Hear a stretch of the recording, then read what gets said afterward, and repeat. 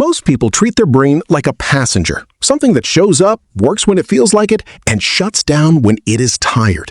But the brain is not a passenger. It is a biological organ that responds directly to how you treat it every single day. And the people with the sharpest, clearest, most focused minds, they are not smarter than you. They simply do things differently in the first and last hours of their day. Today, I am going to show you exactly what those things are. Before we talk about routine, understand one foundational fact. Your brain changes physically based on what you do repeatedly. This is neuroplasticity. Every habit, every input, every decision you make consistently physically reshapes your neural architecture. A sharp brain is not something you were born with. It is something you build, deliberately, daily, with the right inputs at the right times. Step 1 of a sharp brain routine: hydration before stimulation. Your brain is approximately 75% water. During sleep, your body loses significant fluid through respiration and perspiration. You wake up mildly dehydrated every morning. Even mild dehydration, as little as 1 to 2%, measurably reduces cognitive performance, working memory, and attention.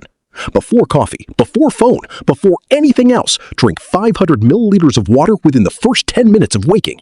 This single habit produces measurable improvement in morning cognitive function within 14 days of consistent practice. Step 2. Morning light within 30 minutes of waking. Your brain runs on a circadian clock, a biological timekeeping system governed primarily by light exposure. When you expose your eyes to natural outdoor light within 30 minutes of waking, you send a powerful signal to your suprachiasmatic nucleus, your brain's master clock, that the day has begun. This triggers cortisol release at the correct biological time, improves alertness, stabilizes mood, and, critically, programs your brain to release melatonin at the correct time in the evening. Morning light does not just help mornings, it determines the quality of your sleep 14 to 16 hours later. 10 minutes outside, no sunglasses, every single morning. Step 3. Movement before mental work. Exercise increases brain-derived neurotrophic factor, what neuroscientists call miracle growth for the brain. BDNF stimulates the growth of new neurons and neural connections, particularly in the hippocampus, the region most responsible for learning and memory. Even 20 minutes of moderate aerobic movement, walking, cycling, anything that elevates heart rate, produces a significant cognitive window of approximately 2 to 3 hours afterward. Your sharpest, most focused, most creative thinking hours should follow movement, not precede it.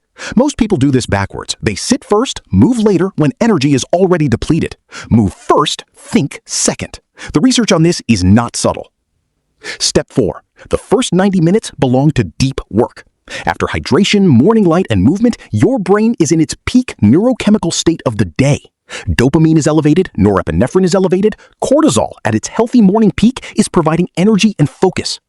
This window, approximately 90 minutes, is your brain's highest performance state. Most people fill it with email, social media, and news. This is the single most expensive cognitive mistake most people make. Protect the first 90 minutes from reactive inputs. Use them exclusively for your most demanding cognitive work. Whatever requires the most sustained attention and creative thinking, do it here, during your peak window, not later when the window is closed. Step 5. Strategic caffeine timing. Most people consume caffeine immediately upon waking. This is neurochemically counterproductive. Here is why. Adenosine, the chemical that makes you sleepy, builds up during sleep and continues building for the first 60 to 90 minutes after waking.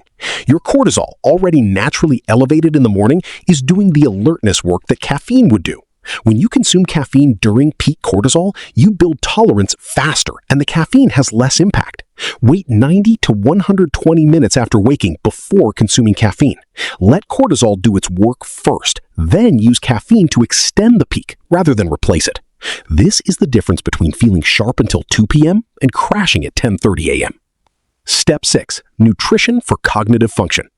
Your brain consumes approximately 20% of your body's total energy, despite being only 2% of body weight. It needs consistent, quality fuel. 3 foods with the strongest evidence for cognitive support: omega-3 fatty acids from fatty fish, blueberries for their flavonoid content and demonstrated effect on memory, and leafy green vegetables for their folate and vitamin K content. 3 things that measurably impair cognitive function: ultra-processed foods that cause blood sugar spikes and crashes, excessive alcohol, which directly reduces hippocampal volume over time, and chronic sleep deprivation, which impairs every measurable dimension of cognitive performance. Step 7. Deliberate rest during the day. The sharp brain does not work without stopping. It works in rhythms. Research on Ultradian rhythms shows that human cognitive performance naturally peaks and troughs in approximately 90-minute cycles. After each 90-minute work block, your brain needs a genuine rest period of 10 to 20 minutes. Not a phone check, not a scroll, actual rest. Eyes closed, brief walk, or simply sitting without input. This is not laziness. This is neurological recovery. The people who never stop are not working at maximum capacity. They are working at diminishing returns and calling it productivity. Step 8. The evening wind-down protocol.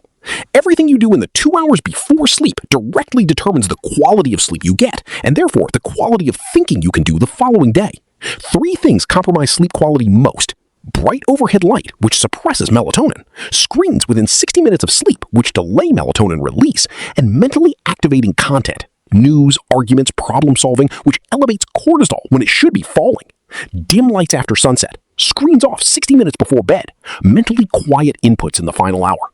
These 3 changes alone produce measurable improvements in sleep quality within 2 weeks and measurable improvements in next-day cognitive performance within 1 month. Step 9. Sleep as cognitive maintenance. Sleep is not downtime for the brain. It is the primary time the brain performs its most important work.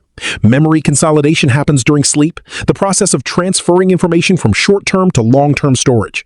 The glymphatic system, your brain's waste clearance mechanism, is 10 times more active during sleep than during waking hours.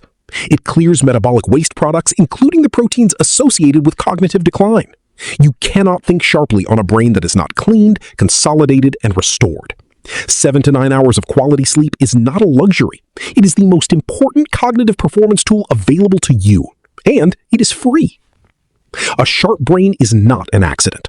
It is the output of consistent daily inputs: water, light, movement, deep work, strategic caffeine, quality nutrition, deliberate rest, evening protocol, and sufficient sleep. Not one of these things alone creates a sharp brain.